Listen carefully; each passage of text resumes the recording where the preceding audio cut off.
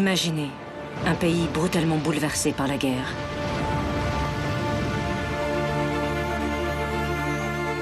Imaginez tout quitter pour échapper à la mort.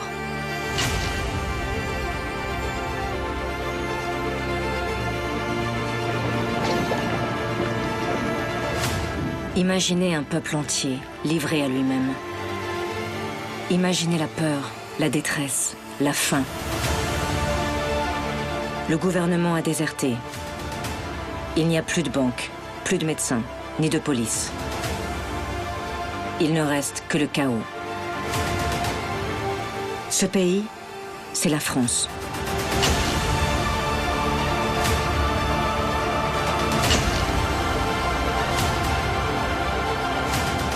Au printemps 1940, près de 10 millions de personnes se sont jetées sur les routes pour fuir l'armée allemande.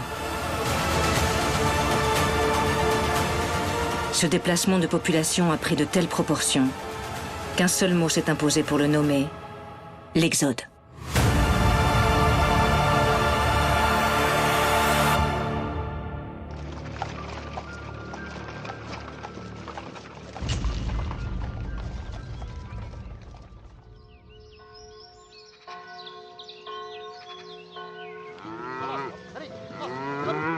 « 9 mai 1940.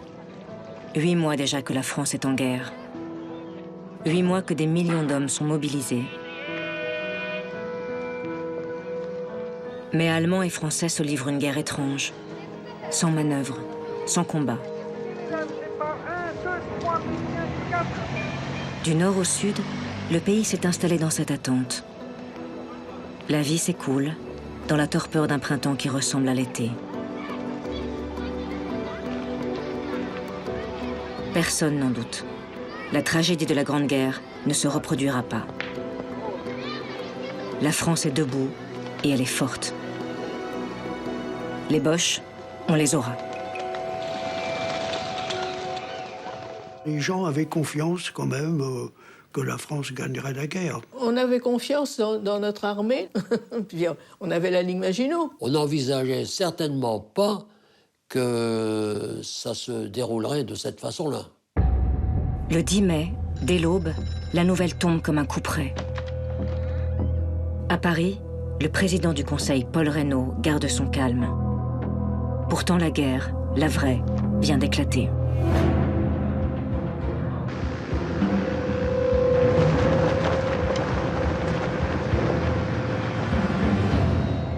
Dans la nuit, l'armée d'Hitler est passée à l'attaque. Ses troupes déferlent déjà sur la Belgique, le Luxembourg et les Pays-Bas.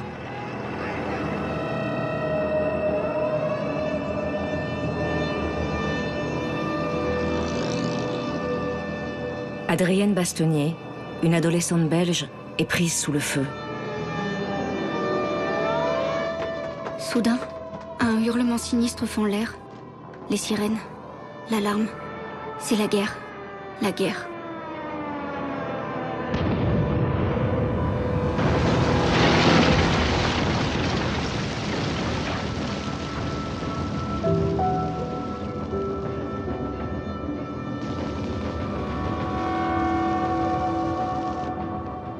Les alertes se succèdent de plus en plus rapprochées.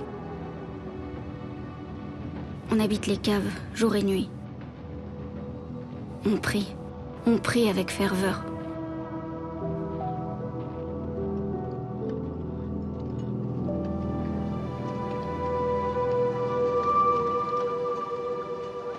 Désormais, les civils ne sont plus préservés. Et la peur de mourir pousse les populations à fuir. Du jour au lendemain, par dizaines de milliers, Néerlandais, Belges et Luxembourgeois abandonnent tout sans se retourner. La folie des départs ne fait que commencer.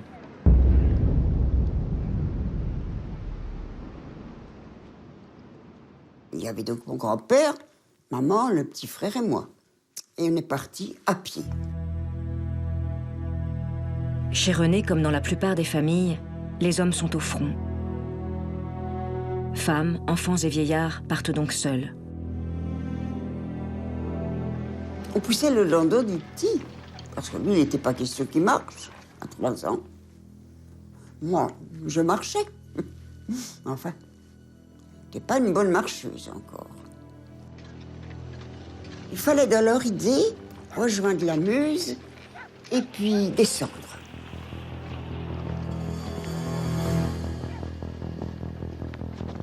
Comme René, de nombreux Belges s'élancent vers la France, persuadés qu'ils y seront en sécurité.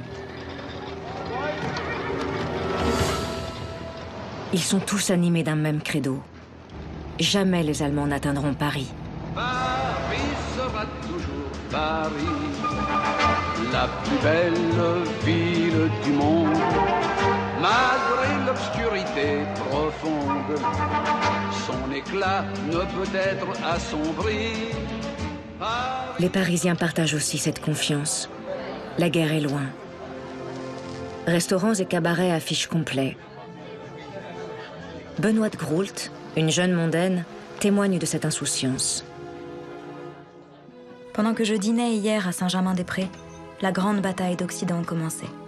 Et pendant ce temps, nous parlions peinture abstraite. On pense aux Belges, à ces 7 ou 8 millions d'hommes qui nous servent de boucliers. La France et la Grande-Bretagne, répondant à l'appel des pays attaqués, leur ont immédiatement apporté le concours de leurs forces, conformément à leurs garanties. Le 10 mai, Français et Britanniques déploient chez leurs voisins le plus gros de leurs troupes. Ils vont tomber dans un piège, car l'attaque des Allemands n'est qu'une diversion. Leur véritable cible est une zone à peine défendue. La France se croit protégée par la ligne Maginot et l'épaisse forêt des Ardennes. Or, c'est précisément par là que les Allemands décident de passer.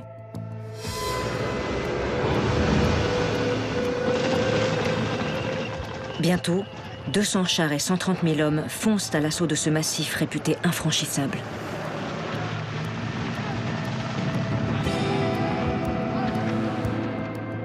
Pris de court, l'état-major français tente de réorganiser sa défense.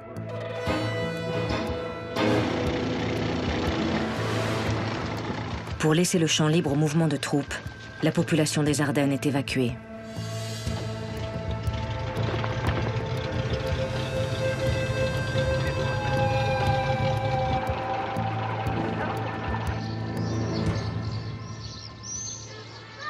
Dans la banlieue de Charleville-Mézières, la guerre fait soudain éruption dans la vie des enfants. Pour Jean, elle a la voix du garde champêtre.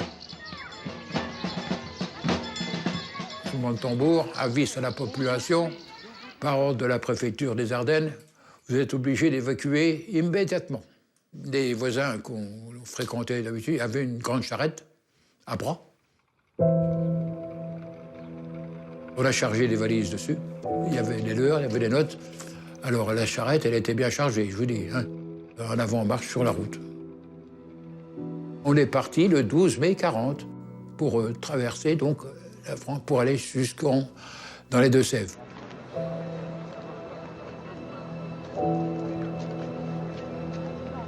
Les premières évacuations sont menées dans l'ordre, selon un plan établi avant-guerre. Tout est organisé. Les points de ralliement, les moyens de transport, les itinéraires et même l'hébergement.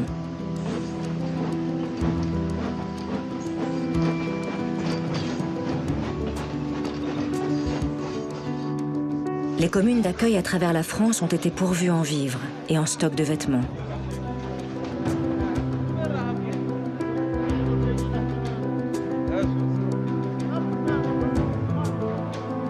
Par précaution, dès le début du conflit, des centaines de milliers d'Alsaciens-Lorrains ont déjà rejoint le sud-ouest du pays. Mais personne n'a anticipé l'afflux massif de réfugiés venus des pays voisins.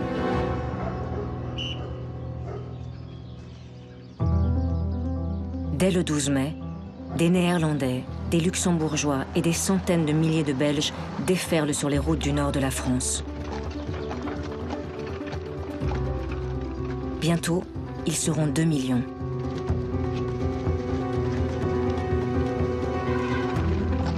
À la frontière, les gendarmes sont totalement dépassés.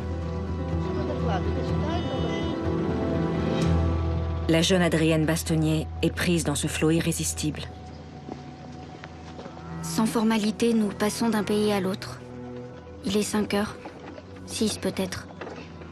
Une borne indique Saint-Amand à quelques kilomètres. Nous décidons d'atteindre ce lieu avant la nuit. Tiens, un rassemblement. C'est un café, et chacun pousse pour y entrer.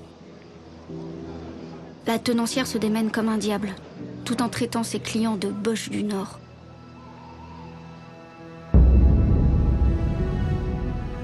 Dans le bourg d'Astières, d'autres Belges s'apprêtent à traverser la Meuse. Parmi eux, René et sa famille. La France est sur l'autre rive, quand l'armée belge décide de fermer le pont. Il y avait une foule incroyable. Je marchais à ce moment-là. Et puis, bien derrière, il y avait maman, mon grand-père et le petit dans le landau.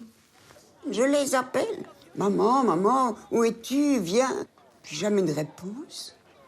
En fait, ils ne nous suivaient pas. Et à l'autre bout du pont, arrivé, maman n'était pas là. Il n'y avait plus personne.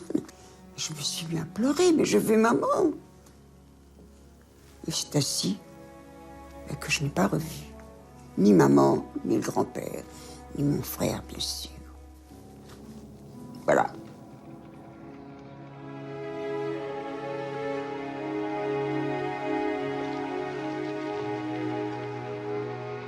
Séparée de sa famille, la petite Renée est prise en charge par des voisins compatissants. Malgré le déchirement, il faut reprendre la route.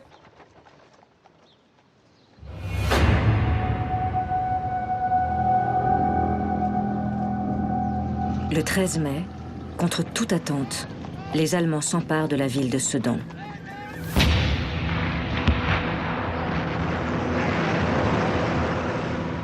L'impensable est devenu réalité. En à peine 3 jours, l'ennemi a réussi à pénétrer en France. Comme tout bon français, ça y est, on s'est dit, ça y est, on va encore se faire... C'est la guerre 14 qui recommence. Mais vous savez, on les appelait des boches. Hein. Nous, c'était pas des gens bienvenus. Les gens nous disaient, méfiez-vous, les Allemands, ils vont vous couper la langue ou les oreilles. Alors on avait peur. Des Vosges au Pas-de-Calais, la guerre de 14 a marqué les esprits. Dans ces régions, personne n'a oublié l'occupation des Allemands. Le travail forcé, les exécutions, les pillages et les viols.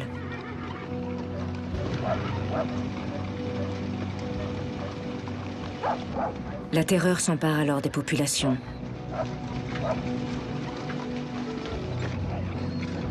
Chacun ne songe qu'à sauver sa peau. Très vite, les plans d'évacuation volent en éclats.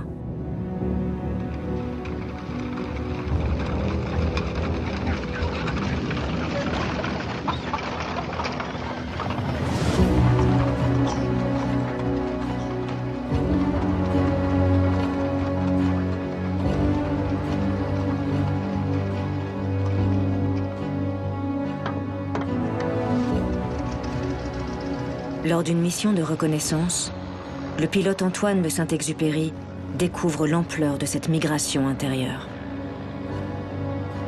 Je survole donc les routes noires de l'interminable sirop qui n'en finit plus de couler. On évacue, dit-on, les populations. Ce n'est déjà plus vrai. Elles s'évacuent d'elles-mêmes. En un instant, des millions de vies bien ordonnées basculent dans l'inconnu.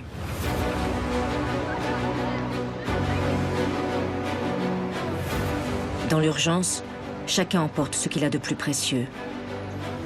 On porte plusieurs épaisseurs de vêtements, de peur d'avoir froid la nuit. Certains cherchent à rejoindre des proches dans les régions éloignées des combats. Mais la plupart avancent sans but précis, emportés par le courant. Antoine de Saint-Exupéry rapporte. La route est un fleuve impérieux. Les villages qu'elle balaie l'un après l'autre s'y vident d'eux-mêmes, comme s'ils crevaient dans l'égout commun. J'ai la vision soudaine, aiguë, d'une France qui perd ses entrailles.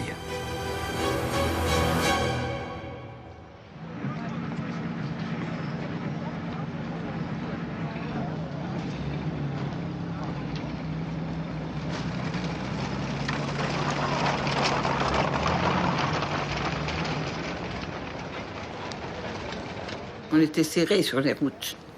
Il y avait de tout. Il y avait des gens à pied, en vélo. Il y avait des gens qui poussaient des brouettes, des voitures à bras, des voitures d'enfants. Des charrettes tirées par des personnes à pied, chargées comme des animaux, là, avec des bagages sur le dos, avec des bébés sur le dos. Les poussettes, les vélos. Et ça permettait surtout, les vélos, de porter leurs bagages, leurs vêtements. L'oncle, il nous avait dit, je prends des matelas, puis des couvertures, parce que les matelas, c'est vite installé, quoi. On peut dormir au moins qu'on ne soit pas là sur la terre. Denise quitte à son tour l'est de la France pour rejoindre le cortège des fugitifs. Derrière la charrette de son oncle, 3 adultes et 3 enfants s'engagent dans un périple hasardeux. C'était pas l'aventure. L'oncle, il nous disait, il faut qu'on s'en va, et qu'on s'en va de l'autre côté de la Loire. Il faut qu'on passe la Loire, parce que là-bas, on sera sauvés.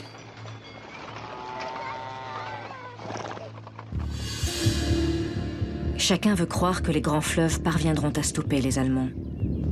En 1914, la Marne avait bien brisé leur assaut. Mais la Meuse vient d'être franchie, et les troupes franco-britanniques ne cessent de reculer.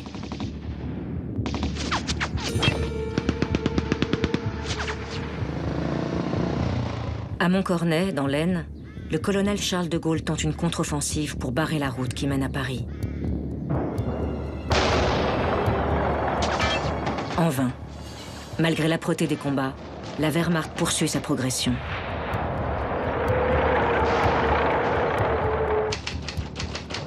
Pour l'heure, la population ignore tout des revers de l'armée française. La censure veille.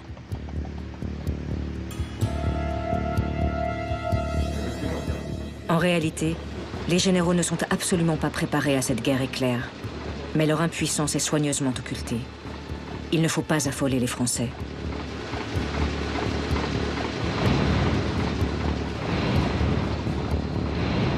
Toutefois, les rumeurs se propagent.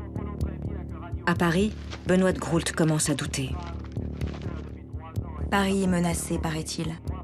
Les Allemands seraient allants. Les Allemands ont l'intention de gagner la guerre en 2 mois. La première semaine a dépassé leurs espérances. Confiance toujours, titre sinistrement le Petit Parisien.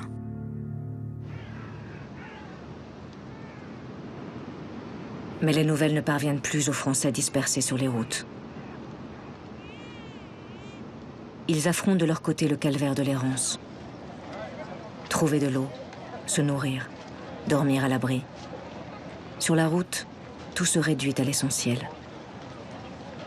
Le premier voyage, on avait quand même fait bien 25 km. Nous nous sommes arrêtés, le premier arrêt, à Sauce-Monclin.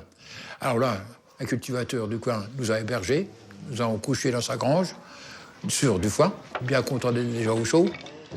Et puis il nous a quand même donné un petit peu à manger, parce que la marche à pied, ça creuse.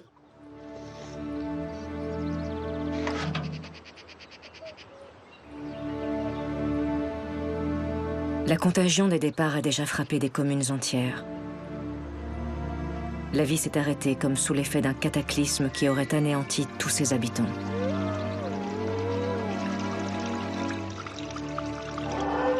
On s'est arrêté dans une ferme, dans un petit village. Il n'y avait personne. Les gens étaient partis. C'était désolant, la première ferme que l'on voit. Pas d'occupants, les animaux tout seuls. Il y avait des vaches. Il y avait même du lait, tout près. Et là, on a bu. Bon, on avait encore quelques provisions de chez nous qu'on avait emmenées quand même. On n'était pas encore à sec. Après des heures de marche au soleil, dans la poussière et la sueur, les corps sont fourbus, les pieds enflés, douloureux. Mais se reposer est un défi quotidien. Dans le moindre hameau, les premiers arrivés ont déjà pris d'assaut tous les toits disponibles. Adrienne, la jeune Belge, s'apprête à flancher. Nous sommes sans courage et sans force, et il faut trouver un abri pour la nuit.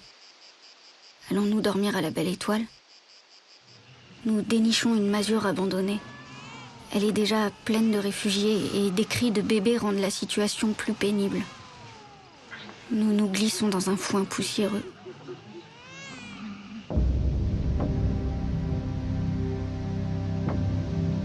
Tous ces naufragés souffrent de l'inconfort, du manque d'hygiène, du dénuement. Mais ils ne sont pas au bout de leur peine. Alors qu'ils cherchent à échapper à la guerre va les rattraper.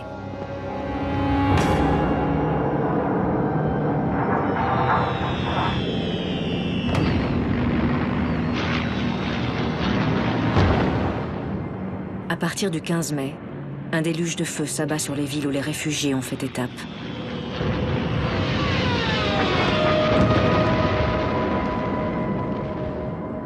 Les Allemands pilonnent sans relâche les gares et les routes et frappent sans distinction, convois militaires et civils.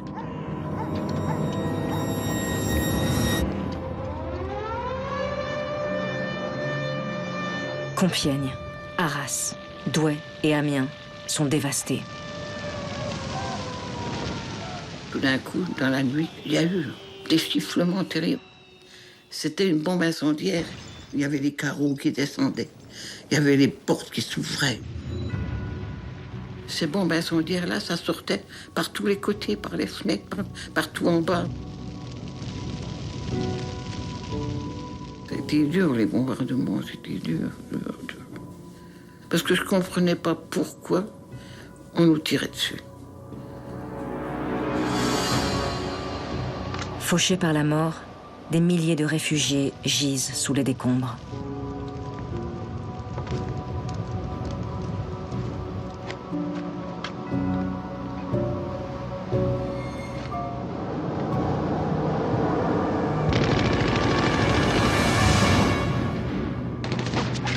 Les troupes françaises accusent, elles aussi, des pertes considérables.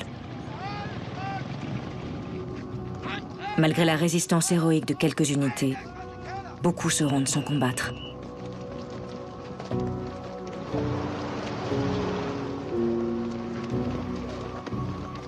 En quelques jours, plusieurs centaines de milliers de soldats sont faits prisonniers.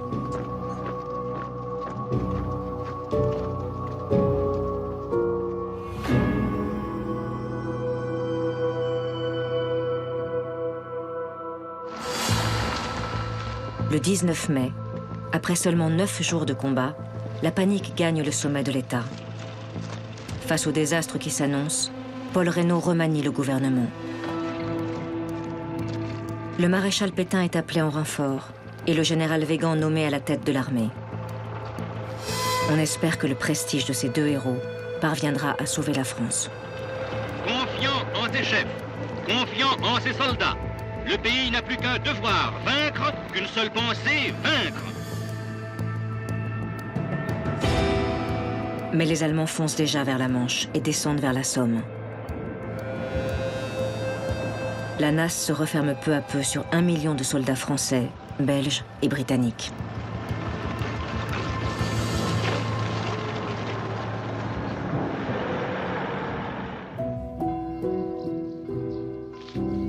Loin du front, à Gisors dans l'Oise, la population n'a toujours pas conscience de ce qui l'attend. Ce même 19 mai, les enfants célèbrent leur première communion.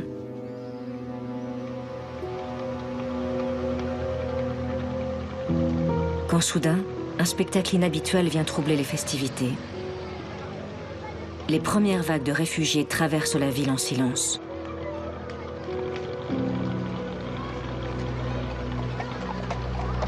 À Gisors, comme dans les régions jusque-là épargnées, la tragédie de l'exode entre sans crier gare dans le quotidien des Français.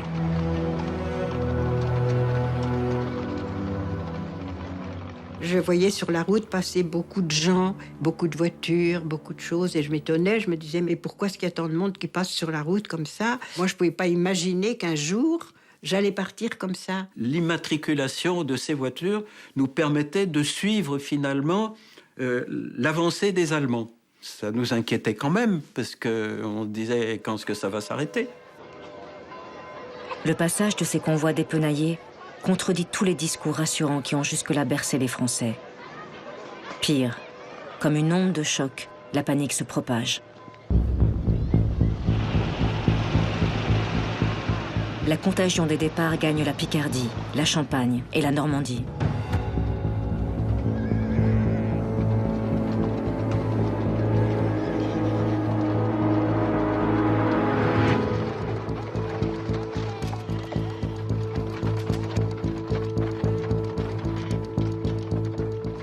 Maman avait préparé le landau de mon frère. Donc elle avait mis des effets, des papiers et tout cela. Et donc nous sommes partis sur la route en allant sur la mer, route d'Abbeville. On a marché, je ne peux pas vous dire combien de temps, il faisait très chaud. Andrea fuit Amiens avec sa mère, son frère et sa sœur. Tout comme la famille de Michel.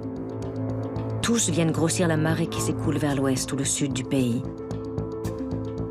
4 millions de personnes ont déjà quitté leur foyer. C'était une file interminable, dont on ne voyait pas le bout, ni devant, ni derrière. Au cœur de cette odyssée, la tragédie bouleverse le destin d'une multitude de familles. Tout le monde était sur la charrette et à un moment donné, mon père laisse sa place à un piéton fatigué et dit « Eh bien, moi, je continue à vélo ». On se dit « Rendez-vous au carrefour Sainte-Beuve-Cole ». Et au carrefour Sainte-Beuve-Cole, eh bien, personne. La mère de Michel relate l'incident dans son journal. Que faire? Descendre dans la forêt, nous trois, ou continuer? On décide de continuer jusqu'à Neuchâtel, pensant qu'Henri va nous rejoindre. Les heures passent, angoissantes pour nous et tristes. On ne sait pas où est mon père. Il est 16 heures et vers 21 heures, ma mère crie « Ah, Henri, Henri !» Effectivement, c'est lui avec son vélo qui arrive, mais c'est des retrouvailles dramatiques. On mange du sucre, du chocolat et on couche sur les planches. À 4 heures du matin, on part de nouveau pour fuir les avions qui survolent sans relâche la ville.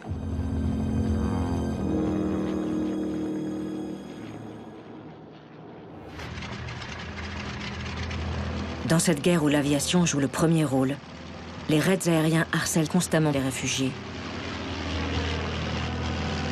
Une stratégie destinée à saper le moral des civils et précipiter la défaite militaire. Les gens, dès qu'ils s'apercevaient un avion, c'est terrible, attention, regardez là-bas, bougez-vous.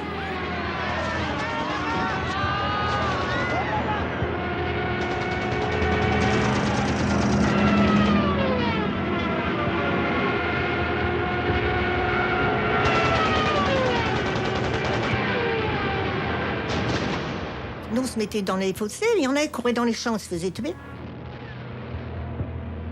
À chaque fois qu'on se relevait, ma maman disait « Ne regardez pas », parce qu'il y avait beaucoup de personnes qui étaient tuées.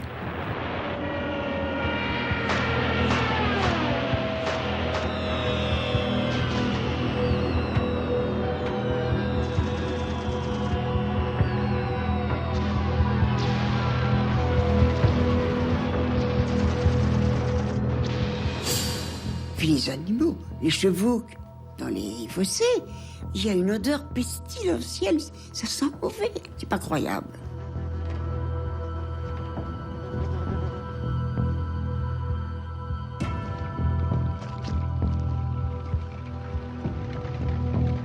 Très vite, les routes de l'Exode deviennent des routes de la mort.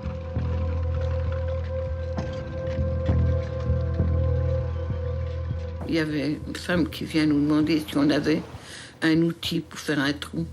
Alors on dit, oh là là, pourquoi vous... Oh, notre fille vient de se faire tuer. Quand on est parti, ces pauvres gens-là, ils creusaient un trou avec leurs mains pour enterrer leur fille. C'était la première fois que je voyais un mot. Et ça a été dur à passer, tout ça.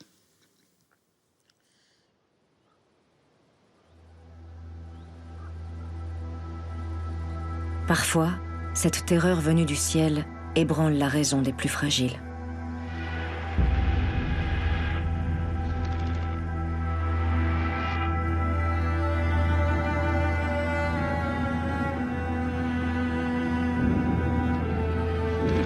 Alors que la famille de Michel fait halte à Forges-les-Eaux en Normandie, Germaine Mabille constate l'agitation de son mari. Henri a réveillé toute la maison. Il ne dort pas et il est très énervé. Il déambule partout dans Forges et s'arrête dans tous les cafés. Il a beaucoup changé. Dans les jours qui suivent, un cafetier a porté plainte pour esclandre. Finalement, il a dû être interné en hôpital psychiatrique. Et nous voilà donc séparés de mon père une deuxième fois.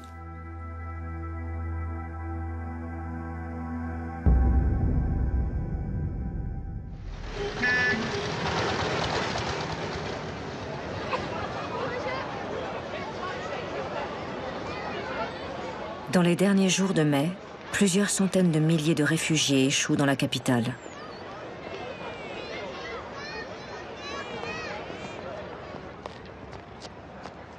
Dans les gares, les comités de bénévoles s'efforcent de soulager leur détresse. Tereska Torres, une jeune lycéenne, fait partie de ces volontaires. Gare Saint-Lazare où s'entasse un véritable bétail humain, affolé, sale, affamé. Tous ces gens sont en loques. Il y a des femmes enceintes, des vieillards à moitié paralysés, des bébés de quelques jours, des jeunes filles. Derrière un paravent, on peut se laver le bout du nez dans une cuvette de la taille d'une assiette. C'est là que des pauvres femmes qui ont marché des jours et des nuits viennent débarbouiller leurs gosses entre des piles de pain et des boîtes de thé.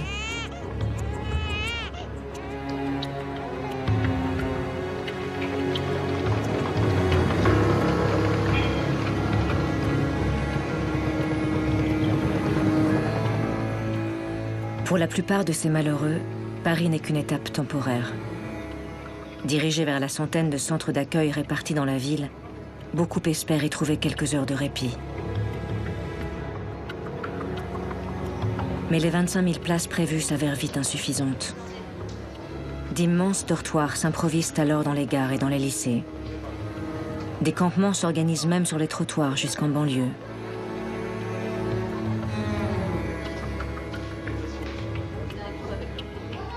La Croix-Rouge et les organismes d'entraide se débattent seuls pour gérer cette invraisemblable affluence sans le concours des autorités.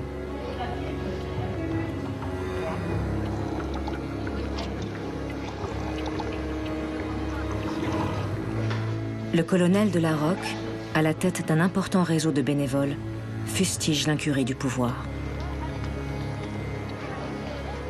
Le pays tout entier est maintenant envahi par une masse innombrable de réfugiés. Jusque dans les campagnes, jusque dans les petites villes de province. Vous ne pouvez ignorer que le contrôle de cet envahissement est non seulement dépassé, mais qu'il est dans la plupart des cas quasi inexistant.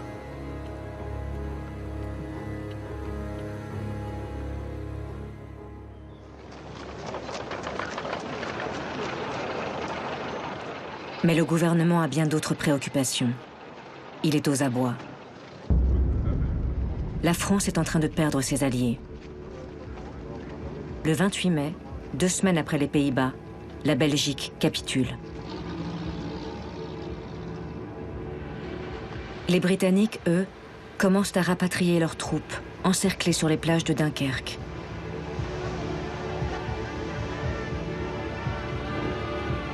En quelques jours, près de 340 000 hommes parviennent à rejoindre l'Angleterre. La France se retrouve seule face à l'ennemi.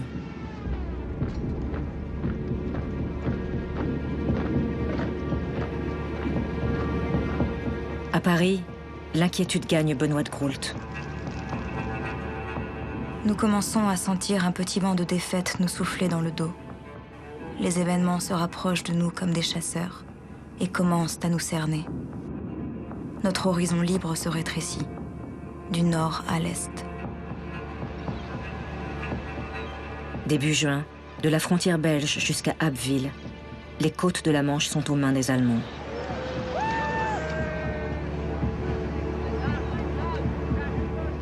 Ils ont aussi envahi le Pas-de-Calais, l'Aisne et la Somme.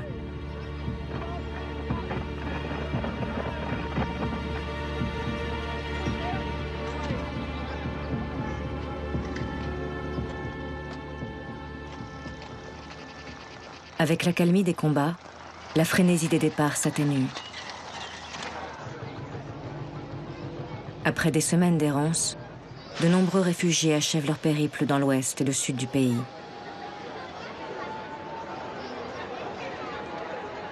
Les communes d'accueil sont vite submergées.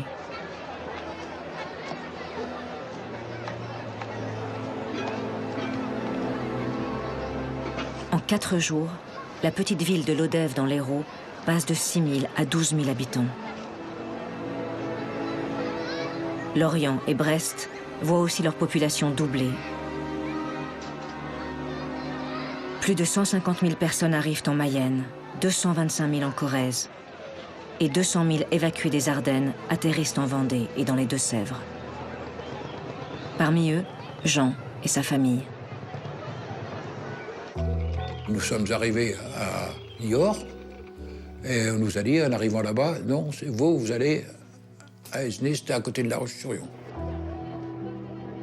On était quand même bien une bonne cinquantaine là-bas. Et c'est là qu'on a commencé à manger des mogettes. Je vous dis ça parce que c'était le plat du jour. Hein. C'est bien connu, hein. Les Vendéens, ils mangeaient beaucoup de mogettes. On n'était pas chez nous non plus. On était un peu considérés comme des étrangers, hein. Attention. On était évacués, mais on n'était pas Vendéens, ni... Bon, il fallait faire avec. Hein.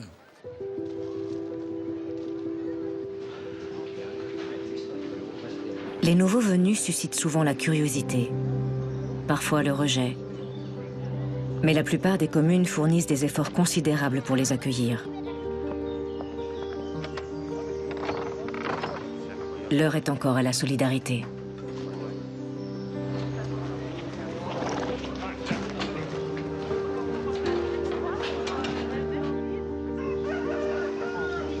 Après avoir parcouru 400 km à pied, Renée, la petite Belge séparée de sa famille, est recueillie dans l'Yonne par des villageois.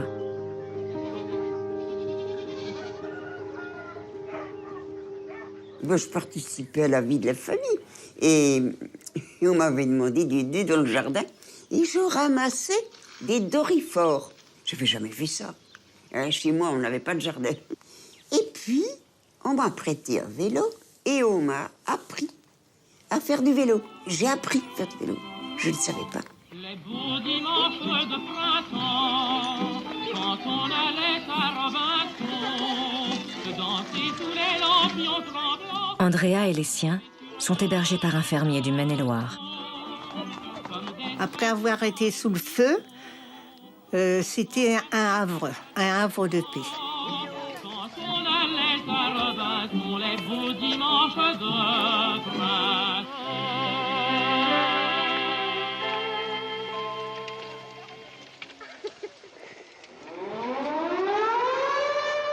Mais la trêve ne va pas durer. Alors qu'ils se croyaient préservés du danger, les Parisiens sont à leur tour pris pour cible.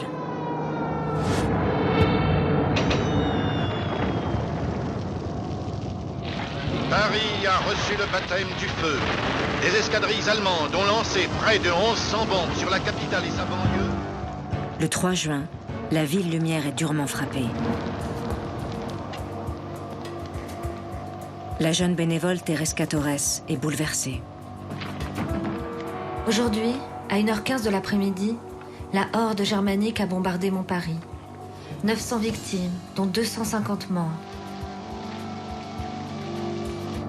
La banlieue a été très atteinte, ainsi qu'Auteuil, Versailles et la porte de Vanves. Ce n'était qu'un avertissement. Mon beau Paris, que vont-ils faire de toi, ces barbares ?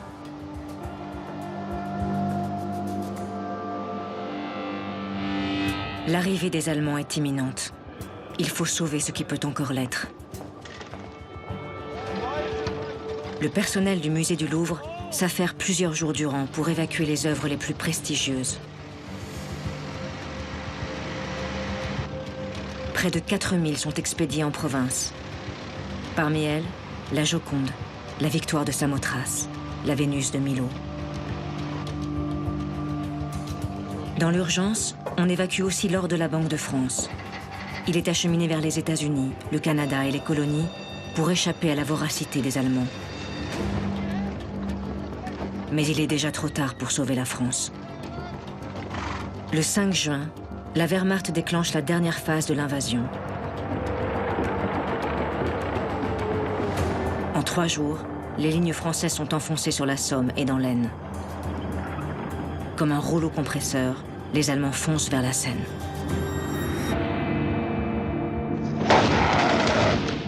Le 9 juin, le fleuve est atteint. À son tour, Rouen tombe. La vieille ville va brûler pendant toute une semaine. Les Allemands ont interdit l'intervention des pompiers.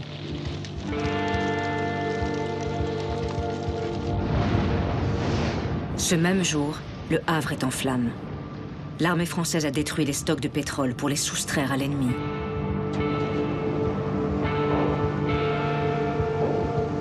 Il fait nuit en plein jour dans la ville dévastée par les bombes. Le jeune Albert assiste à une vision d'enfer. Il y avait une maison en face qui brûlait, un magasin qui brûlait. Sur 100 mètres, il y avait au moins 5-6 incendies. Alors je me rappelle, je suis rentré dans notre abri qui était le bas de l'immeuble. Tous les voisins étaient là, on était peut-être une quinzaine. Et là, c'est la première fois que j'ai claqué des dents. Parce que j'ai vraiment eu peur d'entendre le bruit de la bombe qui sifflait. Là, je me rappelle, c'est la seule fois de ma vie que j'ai claqué des dents.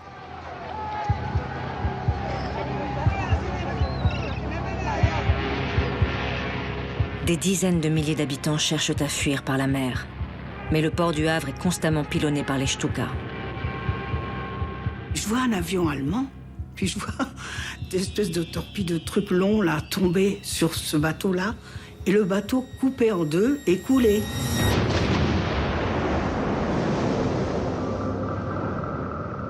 Tout le monde y est passé, quoi. Le bateau s'est coupé en deux. Ce cargo, c'est le Niobé. Jacqueline et sa famille auraient dû s'y trouver.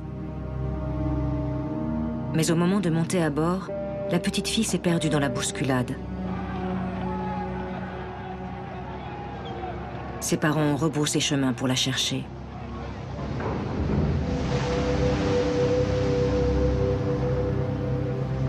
Entre 800 et 1000 passagers trouvent la mort dans le naufrage du Niobé, surtout des femmes et des enfants. Sans le vouloir, Jacqueline a sauvé tous les siens.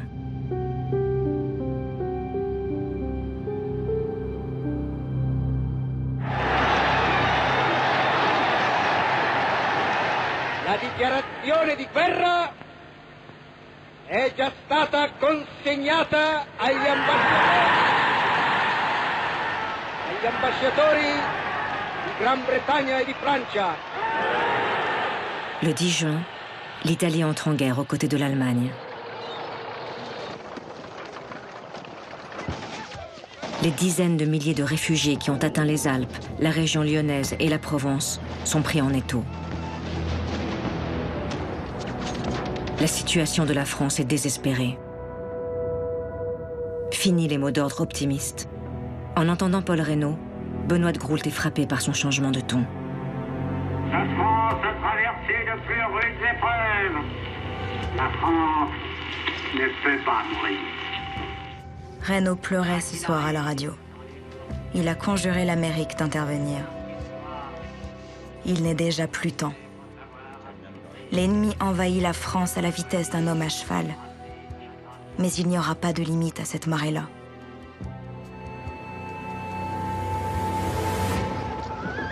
L'avenir va lui donner raison. Les Allemands sont déjà en Champagne. Paris est à leur portée.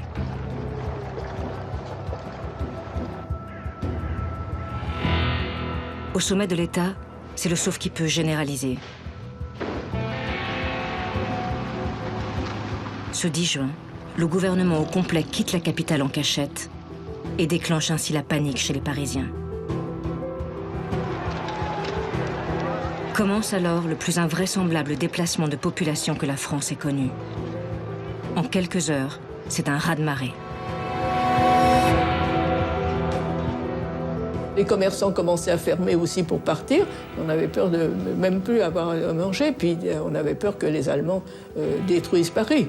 C'était la dernière limite, il fallait se sauver. Christiane et sa mère cherchent à gagner Saint-Nazaire, mais les gares sont engorgées. Des milliers de Parisiens mêlés aux autres réfugiés se ruent sur les trains. Qu'importe la destination.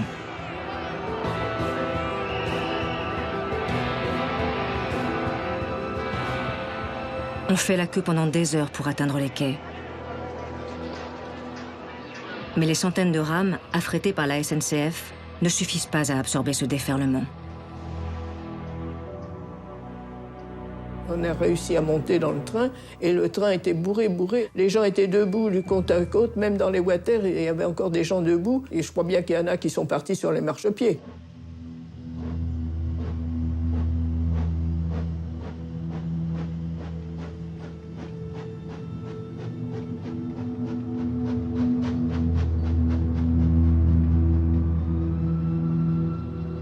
C'était le dernier train qui partait.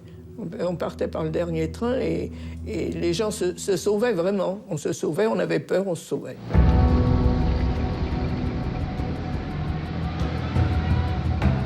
Faute de train, tout ce qui roule est mis à profit.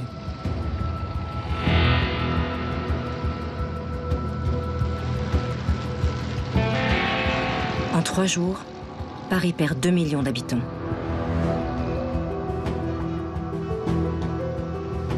Les plus aisés s'entassent dans leurs véhicules. Chez Sylvie, ce ne sont pas moins de 11 personnes qui s'apprêtent au départ. Il y avait 6 adultes et 5 enfants dans la voiture. C'était une vieille Peugeot ronde, vous savez, comme ça. Il y avait maman, il y avait grand-mère, il y avait tante Colette qui conduisait, il y avait les employés de maison, il y avait Mariette, qui était avec grand-mère, et son fils, qui n'avait pas de place dans la voiture, qui a voyagé sur le capot de la voiture, à l'extérieur de la voiture. C'était compliqué comme décision à prendre. Surtout qu'il n'y avait pas d'hommes. Il n'y avait pas d'hommes, il y avait que des femmes. Si les pères et les maris sont absents, c'est qu'ils sont au front. Ou déjà prisonniers, peut-être. Comment savoir? Il n'y a plus de journaux, plus de radio.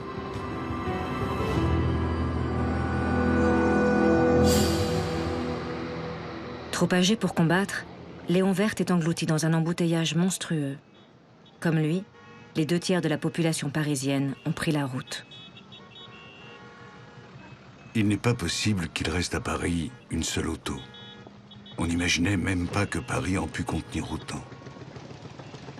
La caravane des autos est doublée par des cyclistes, hommes et femmes, et par des piétons qui boitent.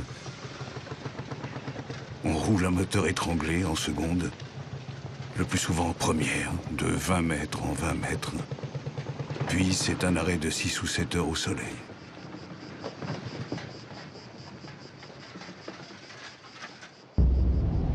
Le 14 juin 1940, les Allemands entrent dans la capitale désertée par ses habitants. Pour éviter les bombardements destructeurs, Paris a été déclarée ville ouverte. Les rares Parisiens qui sont restés se sont cloîtrés chez eux. Quelques-uns optent pour le suicide.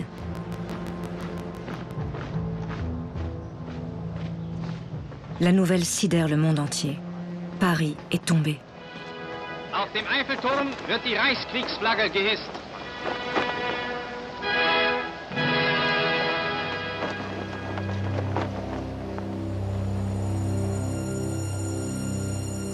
Pendant ce temps, la France est sans tête. Le gouvernement s'est replié sur les bords de Loire. Le Parlement et le Sénat sont installés à Tours, les ministères dispersés dans une dizaine de châteaux dans toute la région. Il est impossible de se réunir, faute de véhicules pour se rendre d'une demeure à l'autre. Certains domaines ne disposent même pas du téléphone. Les liaisons avec le front sont défaillantes. Antoine de Saint-Exupéry est consterné. Le gouvernement baigne dans le vide. Un vide polaire. Que peuvent-ils, ceux qui gouvernent, connaître de la guerre? Comment les responsables sauraient-ils si 10 millions de Français ne sont pas déjà morts de faim?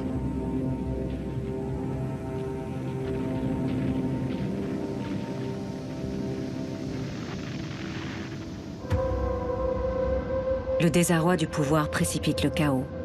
La nation s'effondre. La plupart des fonctionnaires désertent. Policiers et gendarmes prennent la fuite. La poste est aux abonnés absents. Les pompiers partent aussi avec leurs véhicules. À Chartres, Jean Moulin, l'un des rares préfets restés à son poste, se retrouve seul dans la ville dévastée. Je fais ce matin le bilan de la situation. Il est désastreux, alors qu'un quartier de la ville est en flammes, sans eau, sans gaz, sans électricité, sans téléphone. Le problème le plus angoissant est celui du ravitaillement. Les 2 derniers boulangers sont partis hier soir. Il ne reste que 7 à 800 habitants sur 23 000 que comptait la ville.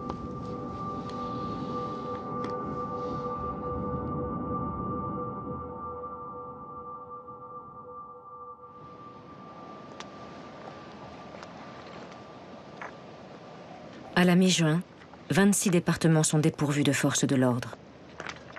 Il n'y a plus de banques, plus de magasins. D'ailleurs, il n'y a plus rien à vendre. Médecins et pharmaciens quittent les villes, en masse. Les patients hospitalisés sont abandonnés à leur sort. À Orsay, 4 infirmières achèvent des vieillards grabataires avant de s'enfuir. 200 malades mentaux de l'asile de ce mois sont libérés et livrés à eux-mêmes. À la débâcle des institutions s'ajoute la débâcle militaire.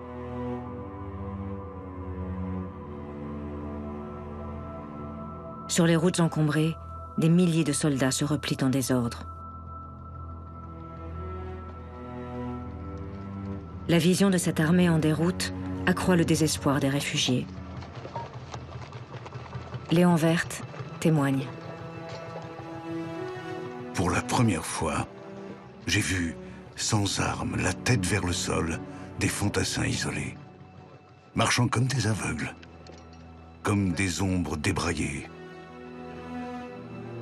éclopés, loqueteux. On ne reconnaît qu'à leur calot qu'ils sont soldats ou l'ont été. Nous n'imaginions pas du tout la défaillance totale des troupes françaises. Nous les supposions attendant l'ennemi sur l'autre rive de la Loire. Cette débandade vient gonfler encore la cohue des marcheurs. Si l'exode de mai était un torrent, celui de juin est un cataclysme. En quelques jours, une moitié de la France se déverse dans l'autre.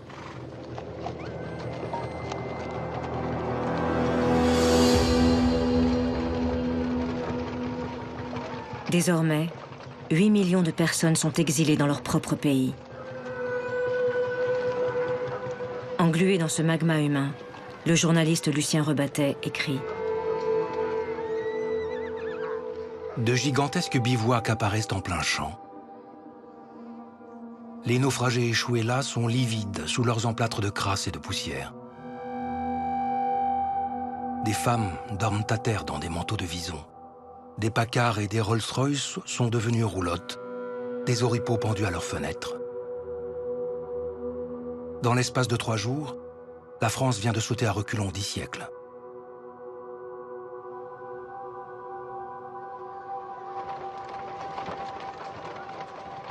Le délabrement général alimente un climat de psychose. On cherche un responsable de tant de malheur.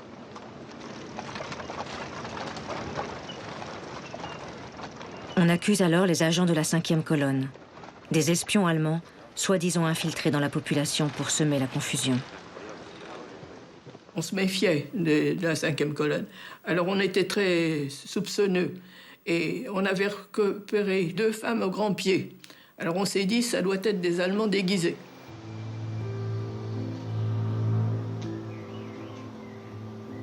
Les murs se couvrent d'inscriptions.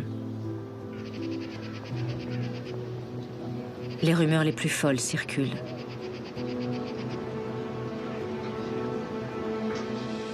Une atmosphère propice pour tous les fauteurs de troubles. À Chartres, où affluent des milliers de réfugiés parisiens, le préfet Jean Moulin assiste à une scène révoltante. Devant la préfecture, 200 personnes environ sont massées, excitées par 3 ou 4 énergumènes qui parlent de mettre le feu à la boîte et qui souhaitent de voir arriver vivement les Boches pour mettre un peu d'ordre dans cette pourriture. J'ai affaire à quelques professionnels de l'émeute qui sont venus exprès pour créer la bagarre. La foule, manœuvrée par les meneurs, réclame violemment du pain.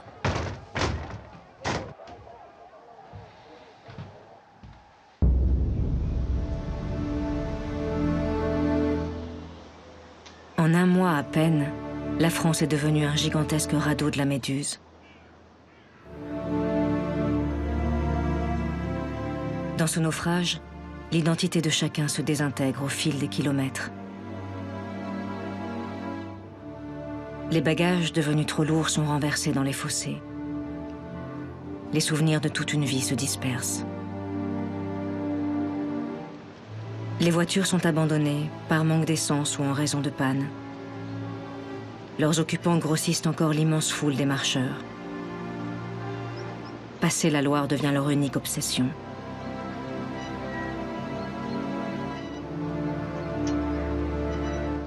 Les routes n'arrivent plus à digérer cette marée humaine qui s'étire au ralenti, comme un mille-pattes géant. Antoine de Saint-Exupéry est sidéré. Il s'agit d'un immense troupeau qui piétine, fourbu, devant l'abattoir. Sont-ils 5, 10 millions livrés au macadam? Et véritablement, je ne puis concevoir comment ils se débrouilleront pour survivre.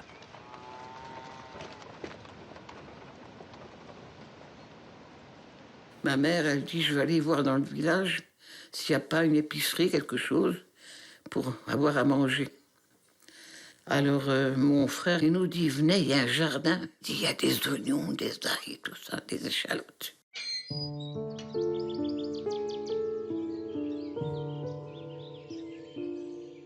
Nous avons mangé le carré d'oignons, d'échalotes. On avait tellement faim, on a mangé ça comme ça. Dans les villages traversés, les réserves sont épuisées depuis longtemps. Marguerite Marceau, une jeune institutrice partie avec ses élèves, se retrouve avec 22 bouches à nourrir tous les jours. Nous faisons notre toilette dans une mare. Nous buvons de l'eau, de l'eau. Nous sommes fiévreuses, les lèvres, les yeux brûlent. Nous mendions un fromage de chèvre pour 23. On nous prédit la famine. Sans manger, nous remontons dans le chariot.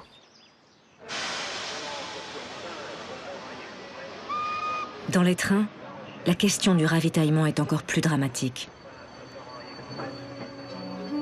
De nombreuses voies ont été détruites et les convois constamment déviés roulent au hasard des tronçons encore praticables.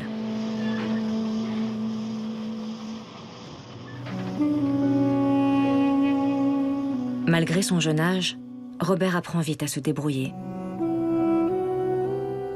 Dans ces wagons bestiaux, il y avait beaucoup de monde, bien sûr. Nous, on était dans un coin, là, toute la famille, et on s'arrêtait très souvent. Alors nous, avec mon cousin, là, on se débrouillait pour aller piller les wagons qui étaient stationnés à droite ou à gauche. Et je me souviens une fois, moi je suis revenu avec un jambon et mon cousin avec une petite dame Jeanne de vin. Ce jambon, là, on l'a partagé, bien sûr. Ceux qui avaient un peu quelque chose venaient en aide aux autres, quoi. Le train s'est arrêté en pleine campagne, et un peu plus bas, il y avait une ferme. Et mon père, avec d'autres personnes, est descendu pour demander de l'eau. et le paysan fait payer l'eau. Mon père était horrifié. Il est revenu, il a dit « Vous apporte de l'eau, je l'ai payé ». Dans cette lutte acharnée pour la survie, le meilleur et le pire se côtoient sans cesse. Souvent, l'égoïsme et la cupidité l'emportent, au mépris de toute morale. Les gens passaient, ils ouvraient des maisons, ils ouvraient des cafés, ils ouvraient des épiceries pour essayer de se nourrir. Et ma tante a vu qu'une personne donnait à manger à ses chiens. Et elle a dit « Pardon, madame, pouvez-vous me donner un petit peu pour les enfants ?» La personne a répondu « Attendez, il faut d'abord que je vois si j'en aurai assez pour mes chiens. » C'est le règne du chacun pour soi. La frontière entre le bien et le mal se dissout. À un moment, on a vu une femme qui se noyait. Quelqu'un l'a tirée de l'eau, elle était vivante, et il y a un motocycliste français qui passait, d'armée, et quelqu'un lui a demandé de l'amener à l'hôpital. Et le gars, il a refusé de la prendre. Alors je crois pas qu'elle est morte après, on l'a laissée là, sur le bord de la rivière. Cette débâcle morale n'a pas été filmée. Seuls quelques récits en témoignent. Lucien Rebattet, futur apôtre de la collaboration, s'en fait l'écho. En plein bombardement, une femme, pas une fauchée, du beau linge, à côté d'une grosse auto en panne. Elle levait sa jupe jusqu'au menton, sa culotte par terre, et elle criait « Je me donne à celui qui me conduira ». Les bandes de soudards, souvent les voisins du fugitif, pris d'une frénésie de vol, qui démolissent les portes, brisent les fenêtres, vident les maisons abandonnées. La migration s'achève dans une complète démence. Toute ombre de raison a abandonné notre pays.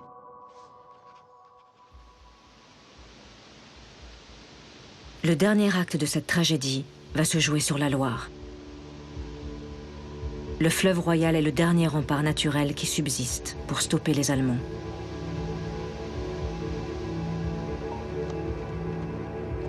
Mais les troupes françaises, anéanties, ne peuvent défendre tous les ponts.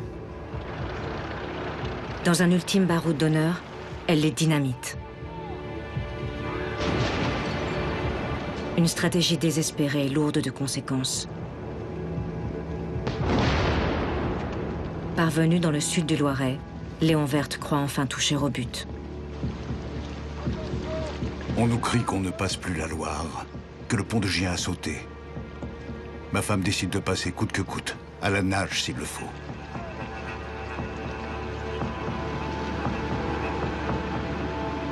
Talonnés par les Allemands, les réfugiés se précipitent dans les villes où les ponts sont encore debout. Il faut 6 à 7 heures pour traverser Blois et passer sur l'autre rive.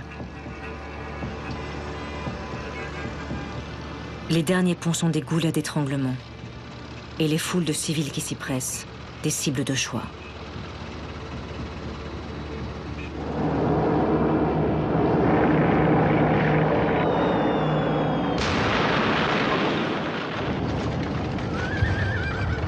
À Cosne-sur-Loire, Denise échappe par chance à un bombardement. Alors là, quel désastre. Oh là, un désastre énorme. Les ponts étaient sautés, mais remplis de réfugiés. On entendait crier, on entendait des plaintes, des chevaux qui hennissaient. Et je voyais ces morts, et je voyais... Oh, ça m'a suivi longtemps, ce spectacle.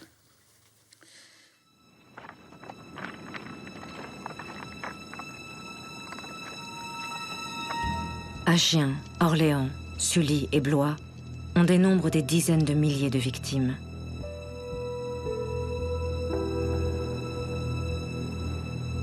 L'armée française déplore de son côté 60 000 morts depuis le début des combats.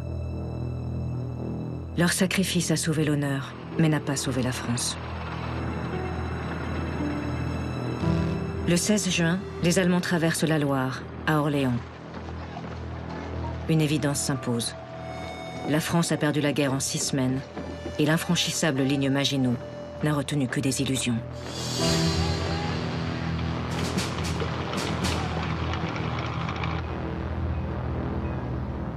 Le même jour, le gouvernement quitte en catastrophe les bords de Loire pour rejoindre Bordeaux.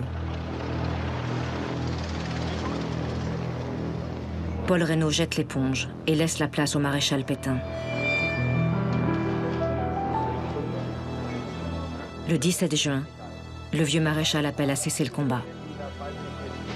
En ces heures douloureuses, je pense aux malheureux réfugiés qui, dans un dénuement extrême, sillonnent nos routes. Je leur exprime ma compassion et ma sollicitude. C'est le cœur serré que je vous dise aujourd'hui qu'il faut cesser le combat. On a vu sortir un soldat français avec un clairon. Il était débraillé. J'ai l'impression qu'il avait un petit peu bu. Et il a sonné. Et après, on m'a dit que c'était le cessez-le-feu.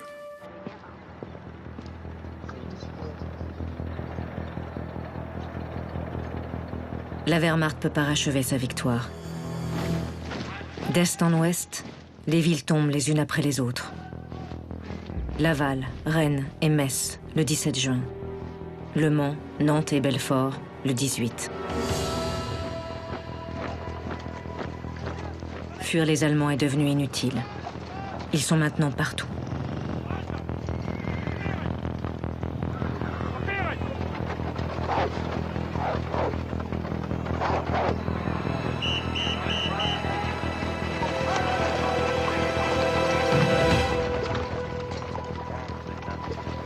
La confrontation avec l'ennemi tant redouté surprend les enfants.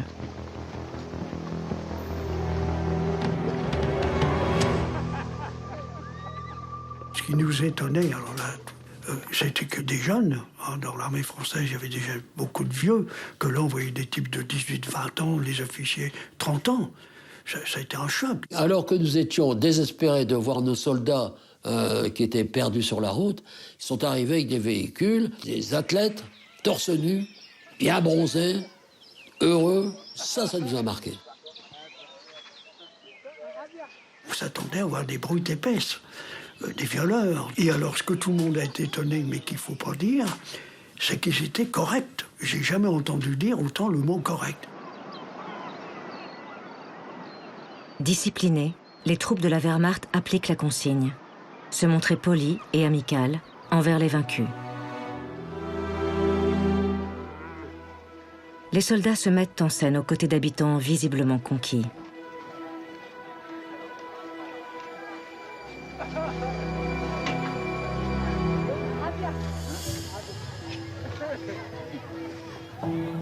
Marguerite Marceau, hébergée dans une école avec ses protégés, assiste à la visite d'un officier allemand. L'institutrice et son mari le reçoivent à bras ouverts. Des sourires et des petites mines. Après le dîner, une bouteille de bon vin est montée de la cave. Une ne suffit pas, et 3 autres viennent rendre hommage à ces hôtes tant attendus. J'en ai la nausée.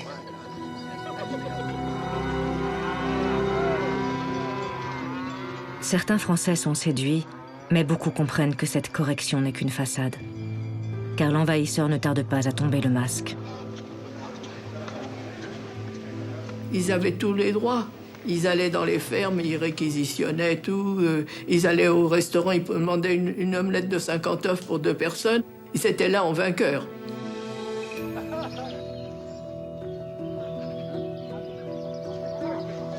Les réfugiés sont délogés des maisons où ils sont installés. Le peu de vivres et de bétail qui reste est réquisitionné. Partout, les Allemands se servent sans vergogne. À Chartres, le préfet Jean Moulin est indigné. Je constate que le pillage a considérablement augmenté. Il est vrai que les pillards ont reçu un sérieux renfort.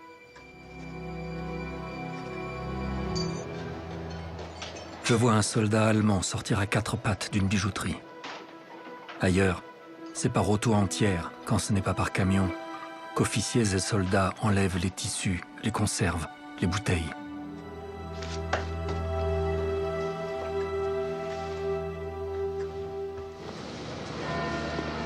Peu de Français toutefois refusent la défaite. Charles de Gaulle, tout juste promu général, s'exile à Londres. Le 18 juin, il appelle ses compatriotes à poursuivre le combat. Moi, général de Gaulle, j'entreprends ici, en Angleterre, cette tâche nationale. J'invite tous les Français qui veulent rester libres à m'écouter et à me suivre. Vive la France, libre, dans l'honneur et dans l'indépendance. Mais dans son pays en ruine, peu vont l'entendre, et encore moins le suivre. L'appel de général de Gaulle et autres, on n'a rien entendu, on était au courant de rien. Mes parents n'avaient pas de radio non plus. Hein. À l'époque, ils n'avaient pas de... On était absolument coupés du monde.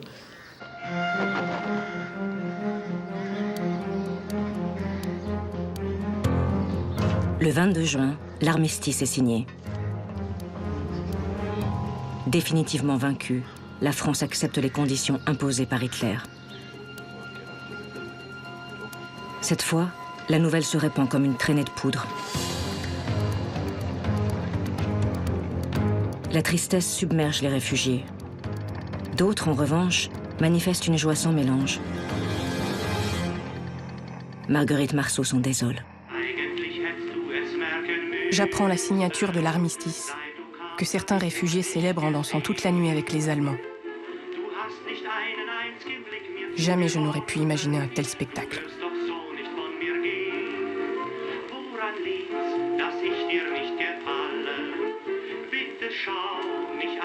Mais pour la majorité des Français, exilés dans leur propre pays, l'armistice est un soulagement.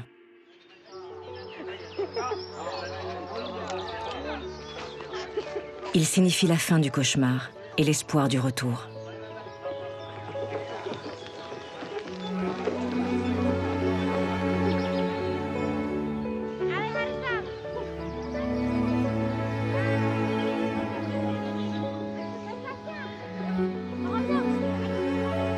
Et alors là, on est reparti le lendemain, à pied, mais le sang s'inverse.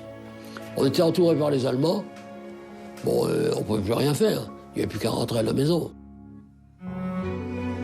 Jean-Édouard rentre à Valenciennes sans trop d'encombre. Philippe et sa famille, eux, rencontrent bien des obstacles pour retourner à Blois.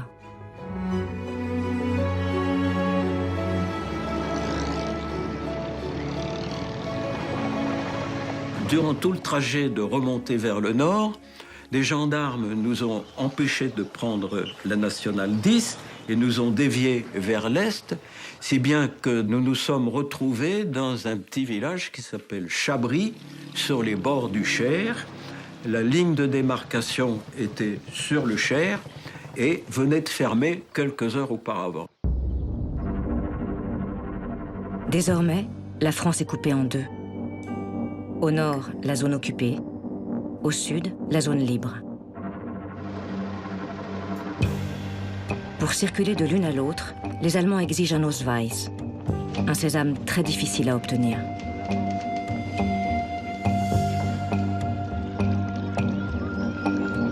Coincés en zone libre, des milliers de réfugiés vont prendre leur mal en patience pendant des semaines, voire des mois, dans des régions surpeuplées.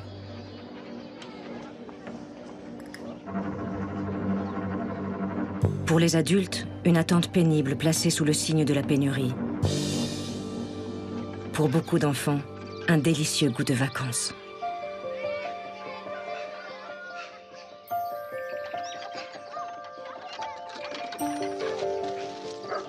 Ces 3 mois passés à Chabris, c'était merveilleux. Nous, les enfants, on n'avait pas de soucis.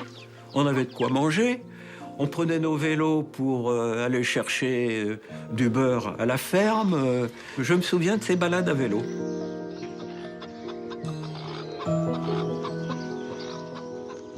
La campagne, les meules de foin, ça a été vraiment extraordinaire. C'était non seulement une aventure, mais c'était des vacances extraordinaires. Jusque-là, on ne partait pas en vacances. Et là, pour nous, c'était merveilleux.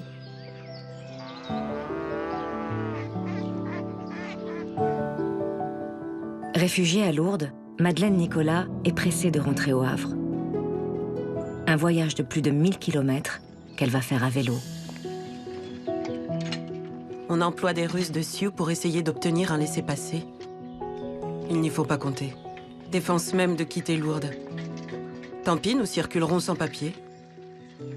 Impossible de se procurer une simple carte de France. Nous n'avons même pas un vieux calendrier des postes.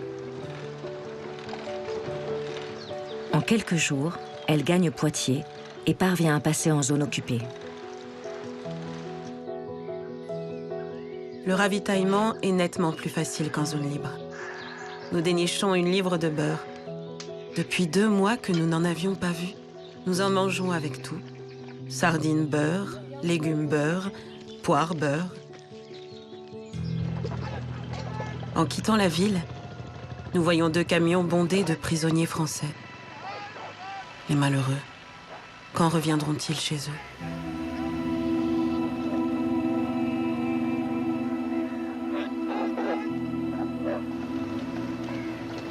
Pour plus d'1,5 million de prisonniers de guerre, c'est un autre voyage qui commence, vers l'Allemagne et ses terribles stalags, pour 5 longues années. Le caporal Robert Duchamp est l'un d'eux. Nous sommes filmés pour les actualités allemandes. La file s'étire sur une longueur démesurée. Il fait chaud, le soleil tape dur sur les crânes. Ça sent la sueur, les pieds sales, le paix, la merde.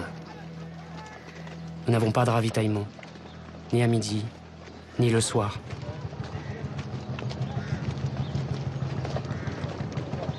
Le sort de ces hommes ne dépend plus du gouvernement, désormais installé à Vichy.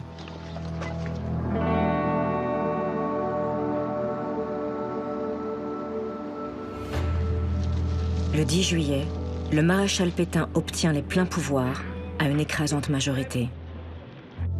C'est à une France humiliée et hagarde que l'ancien sauveur de Verdun promet l'ordre et la paix. Mais l'urgence est d'abord de remettre le pays en marche, car la situation est catastrophique.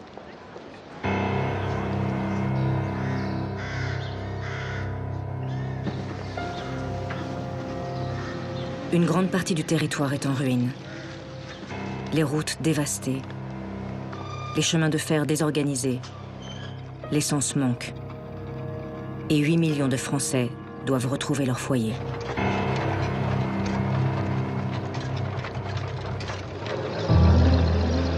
Sous la tutelle de l'occupant, le rapatriement des populations commence. Les Allemands décident de tout. Du rythme et des parcours des retours, des haltes imposées pour éviter les bouchons et du ravitaillement.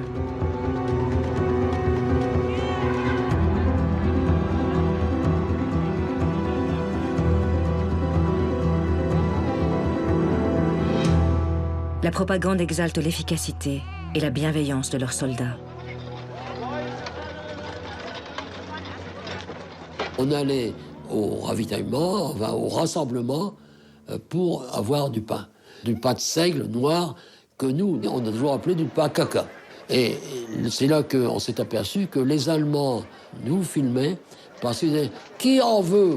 Et on levait le bras. Et ils filmaient comme si on faisait le salut hitlérien. Quand mon père a su ça, il nous a interdit d'aller au rassemblement. Les organisations allemandes de secours sont occupées partout dans les régions occupées à soulager la misère des fugitifs rentrant dans leur foyer. Dans les trains du retour, la générosité des Allemands pose aux enfants de cruels dilemmes. Un Allemand nous a donné une tablette de chocolat et une boîte de sardines.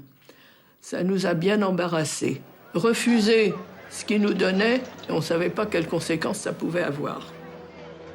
On l'a donc accepté, mais on ne l'a pas mangé. Parce qu'on s'est dit, c'est peut-être empoisonné. Au cours de l'été 1940, les retours s'amplifient. Pour ceux qui sont autorisés à rentrer chez eux, ils vont s'échelonner jusqu'en septembre. Des Ardennes à la Franche-Comté, un vaste territoire destiné à être repeuplé par des Allemands est déclaré zone interdite. Ses habitants seront contraints de vivre durant de longs mois dans des camps de transit.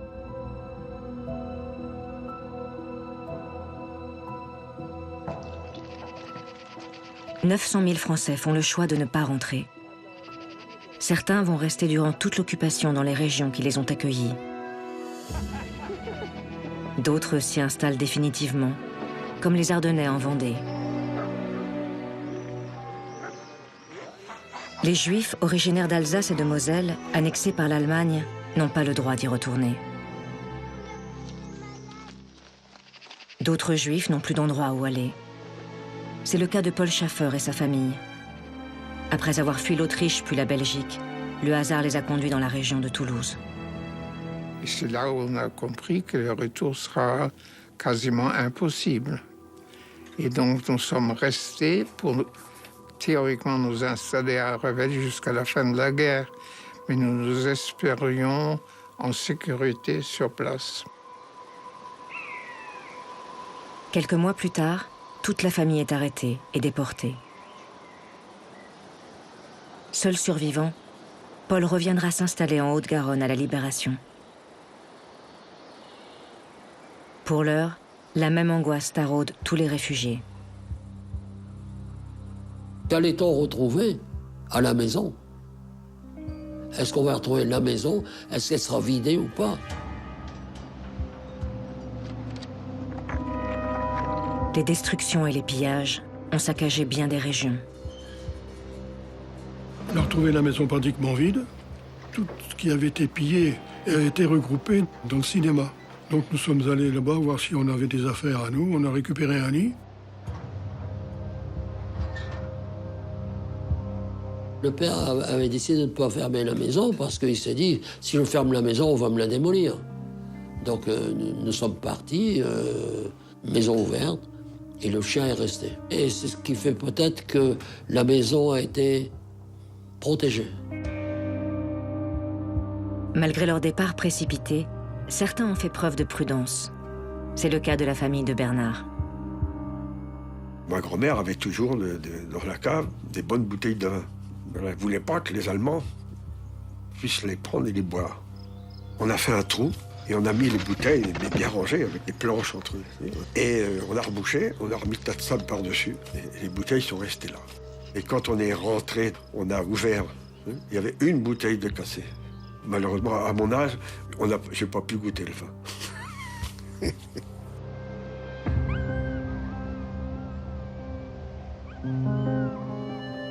Comme beaucoup d'autres, Sylvie retrouve son domicile dévasté. La maison est occupée par une 60aine d'Allemands. Ils avaient transporté des armoires entières remplies de vaisselle, etc., sans vider l'intérieur, bien sûr. Donc la plupart des choses étaient cassées. Toutes les chemises de nuit de grand-mère, tous les linges, etc., bon, ils s'en étaient servis pour cirer leurs bottes. Il y avait une odeur absolument épouvantable. Maman, avec 3 ou 4 personnes, ont mis au moins 6 semaines à désinfecter la maison.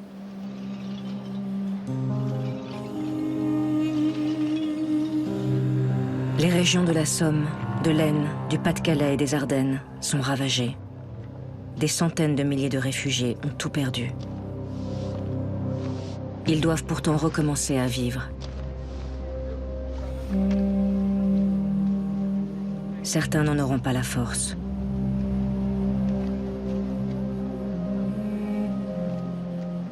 Après un long séjour en hôpital psychiatrique, le père de Michel rentre chez lui. L'arrivée à Amiens a été marquée par le désespoir de mon père de voir que ses instruments de musique avaient été emportés. Il y avait eu du pillage dans le quartier et c'est, je pense, ce qui l'a conduit à mettre fin à ses jours le 4 octobre 1940.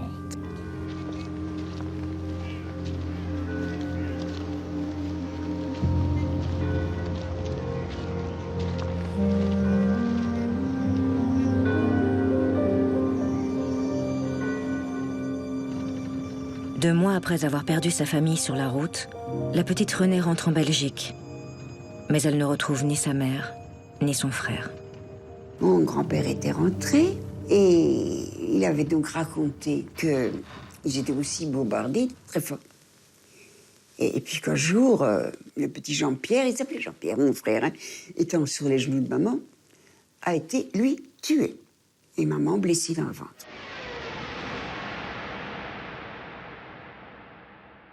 Qu'a fait mon grand-père? Il a enveloppé l'enfant Et il l'a enterré. Mais il ne sait pas où. Il ne se souvenait pas. En France, mais où? Dans un jardin. C'est abominable. Décédée en juin, la mère de René repose aussi quelque part en France. Personne ne sait où.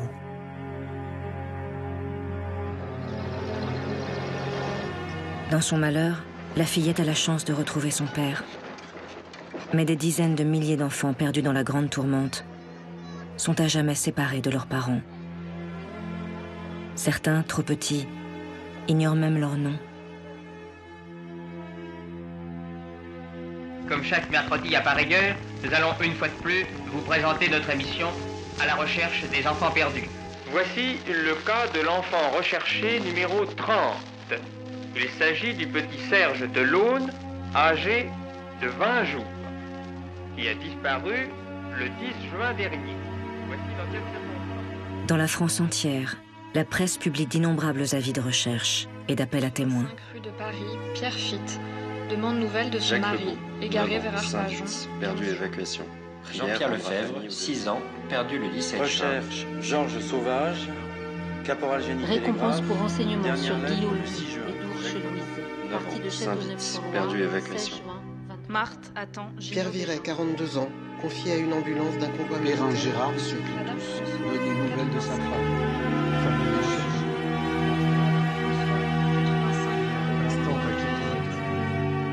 Durant des mois, les familles disloquées vont chercher inlassablement leurs proches. Les messages sont affichés jusque dans les rues, comme autant de bouteilles à la mer.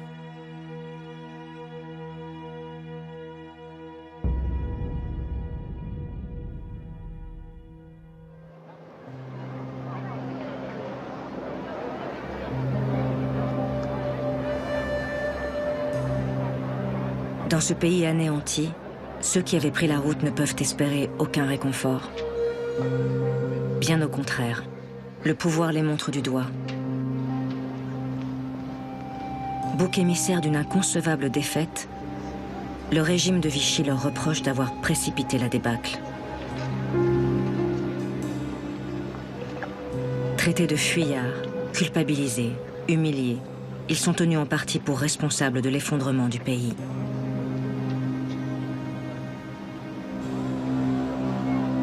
Ils vont devoir apprendre à vivre avec la honte et le deuil, et vont bientôt refouler cet épisode traumatisant de leur histoire. Mais leur tragique odyssée a été le prélude à bien d'autres depuis. Aujourd'hui encore, partout sur la planète, la guerre continue de jeter sur les routes des populations entières qui s'arrachent de leur pays, avec l'espoir fou de trouver le salut ailleurs.